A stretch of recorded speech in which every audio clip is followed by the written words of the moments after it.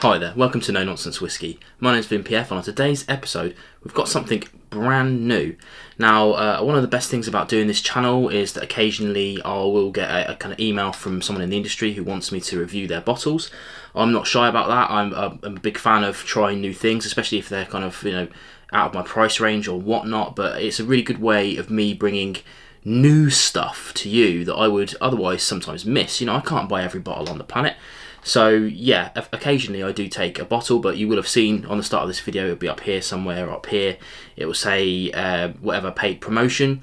As always, I like to explain that it isn't actually paid. They haven't paid me for this, they've just sent me the bottle in return for, I guess, an honest review, and that's exactly what this is.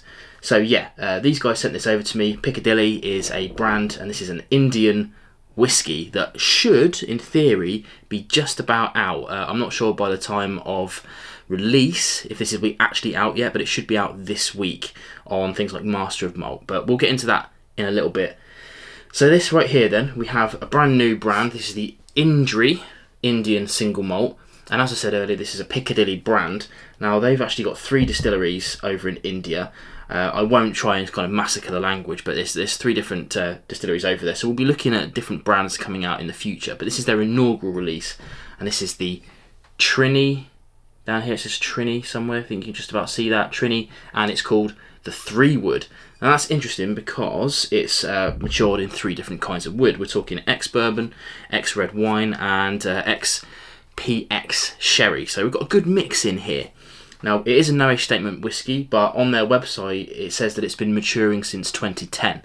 I've got batch 2 here, so I don't know if all of it or some of it or anything like that, but we can infer that it's, it'll be maybe a decade, maybe a bit under, whatever. I'm not really too bothered about that.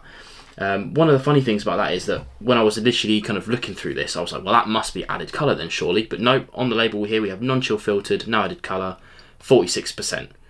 All things that we love, right?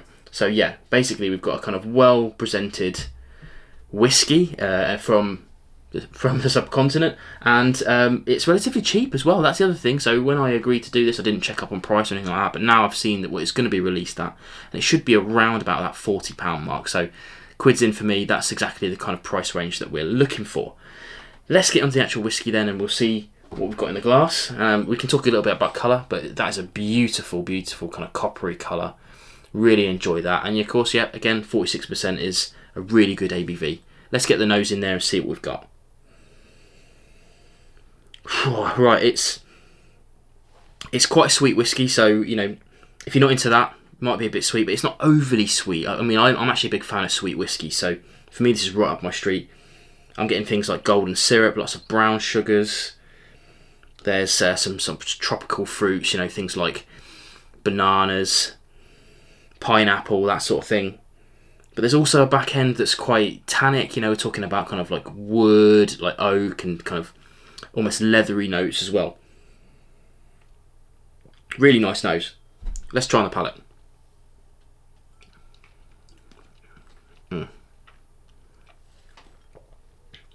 Oh yeah.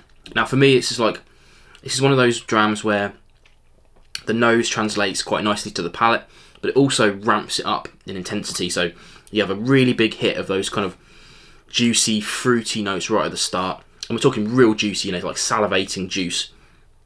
Quickly after that, some spice comes in to, I wouldn't say overwhelm it, but it ramps up over that initial sweetness quite nicely. It's a nice warming spice, and then it finishes on those tannic notes again.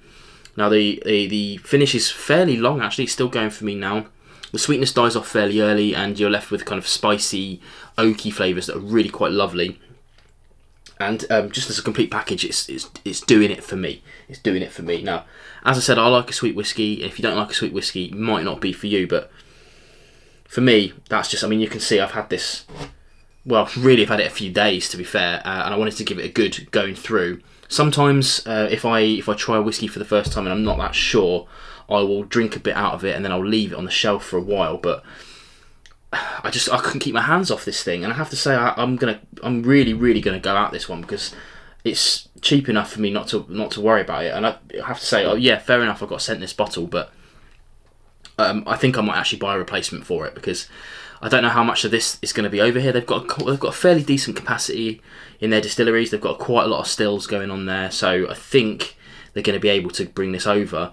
But like I said, I don't know anything about kind of allocations or whatnot. Now, I do know this is available in Germany right now, so if you're one of my continental followers, then, you know, thank you, but, you know, go and check this one out. But yeah, keep an eye on this one. Hopefully I haven't jumped the guns too soon so that you forget about it, because, alright, again, yes, fair enough, I got sent this bottle, but I think this is going to be one not to be missed. It's cheap enough, about that 40 quid mark. You can get it from, like, hard to find whiskey now for £45, but I'd wait a moment or two, see if you can get it on Master of Malt a bit cheaper. But very, very pleasantly surprised by this. One of those whiskies where you never know. So, alright, if you accept a sample or a bottle, you still never know what's going to come out of it. And I'll review anything. I'll even if I don't like it, I'll make sure I review it. But this one here, absolutely stunning. Really enjoying that, especially for the price point. When I first tried it, I was worried this was going to be something like sort of £60-70, but for 40 quid, it's absolutely 100% worth giving it a go. Especially if you're into your sweet whiskies, especially if you're into your kind of like Indian subcontinent, like that kind of like really hot band area. If you're into those kind of whiskies, I think you're really going to enjoy this. Anyway, enough whittering on from me. That's been the Indri, the Trini 3-wood. Highly recommended by me, highly recommended. And if it doesn't sell out too quickly, I think I might bag myself a second bottle. Catch you again on more videos.